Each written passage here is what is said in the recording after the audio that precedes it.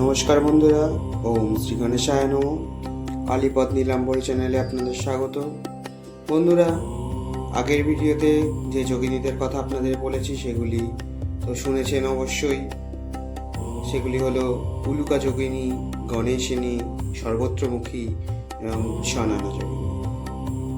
আর আজকে তার দ্বিতীয় পর্ব। আজকে যে 4টি যোগিনীর কথা বলবো সেটা আগের ভিডিওতেই বলেছি আপনাদের। এবার শুরু করা যাক। প্রথমত আজ বলবো অজমুখী যোগিনী। এনার মুখ অজ অর্থাৎ ছাগলের ন্যায় এবং শরীর একজন যোগিনীর অর্থাৎ নারীর। ওনার শরীর সুকুমারী, কোমল, সুন্দর বোঝানো হয়েছে। ওনার বাহন একটি অজ অর্থাৎ ছাগল। তন্ত্রমতে অজ নির্দেশ করে সহনশীলতা, সরলতা, প্রকৃতির সাথে সামঞ্জস্যতা। দেবীর বাঁ দিকের কোলে বসে আছেন একটি শিশু, যা রক্ষা ও জন্মশক্তির প্রতীক। দেবী খুবই শান্ত স্বভাবের। এনাকে প্রকৃতির শক্তির সাথে গভীরভাবে জোড়া হয়। এনাকে খুব শান্ত এবং পবিত্র যোগিনী হিসেবে বিবেচিত করা হয়। এবার আসি দ্বিতীয় বারাহী যোগিনীর কথা। দেবী বারাহীকে ভগবান বিষ্ণুর বরাহ অবতারের শক্তি মানা হয়, আর দেবী অষ্টমাতৃকারও একজন। দেবী দুর্গার সৈন্যদের সেনাপতিও মানা হয় এনাকে। দেবী ভাগবত পুরাণে ওনার একটি রূপ ভূদেবীও বলা হয়েছে। দেবীর মাথা বরাহ অর্থাৎ জঙ্গলি শূকরের ন্যায় এবং শরীর যোগিনীর। দেবীর গায়ের রং শ্যামবর্ণের। তিনি সামনের দুটি দাঁত দিয়ে পৃথিবীকে ধারণ করে রেখেছেন। মায়ের মতো দেবী পৃথিবীকে আবার নিজের গর্ভেও ধারণ করে থাকেন। এই জন্যই দেবীকে ভূগর্ভ পরমেশ্বরী জগদ্ধাত্রীও বলা হয়। দেবীকে অনেক রকম বাহনের সাথে দেখা যায়।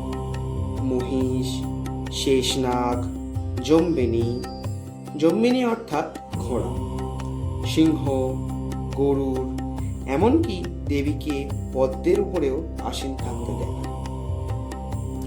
স্বপ্না, চণ্ড, মাহি, ক্রুচা, মৎস্য দেবীর প্রধান রূপ হিসেবে বিবেচিত করা হয়।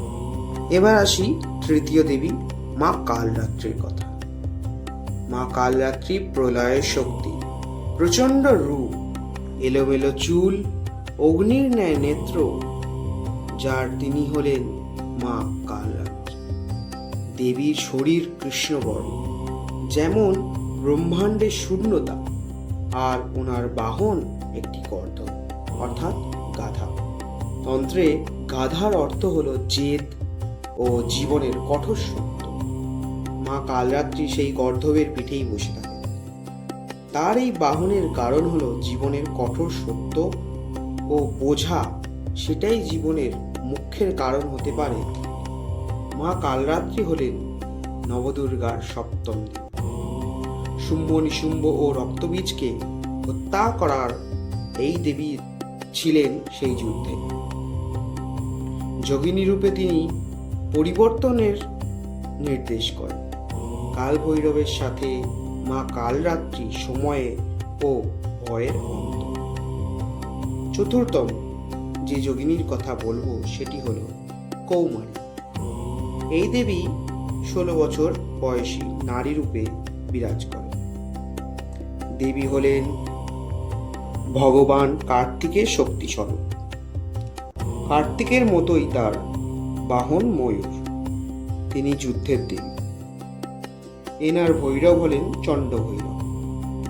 এনার কখনো 4 বা 12 হাতের বর্ণনা পাওয়া যায়। তিনি ভয়ঙ্কর অসুর বিনাশী। তন্ত্রে এই দেবীর পূজায় অনিয়ম করলে ভক্তেরই ক্ষতি হয়। দেবী 16 বছর বয়সের হলেও দেবী অগ্নির সমান তেজস্বিনী। আশা করি আজও আপনাদের সামনে নতুনত্ব কিছু তুলে ধরতে পেরেছি। এর পরবর্তীতে যে 4টি বিশেষ যোগিনীর কথা বলবো আপনাদের, সেগুলি হলো দেবী চণ্ডিকা, কাকাতুণ্ডিকা যোগিনী, জলকামিনী যোগিনী এবং সিংহমুখী যোগিনী। আশা করি আজকের ভিডিও আপনাদের ভালো লেগেছে। ভালো লাগলে অবশ্যই লাইক কমেন্ট করুন। আজকের মতো বিদায় বন্ধুরা, দেখা হবে পরের ভিডিওতে। ভালো রাখবেন, ভালো থাকবেন, ঈশ্বর আপনাদের মঙ্গল করুক। নমস্কার। ওম ক্লিম কালিকায় নমঃ।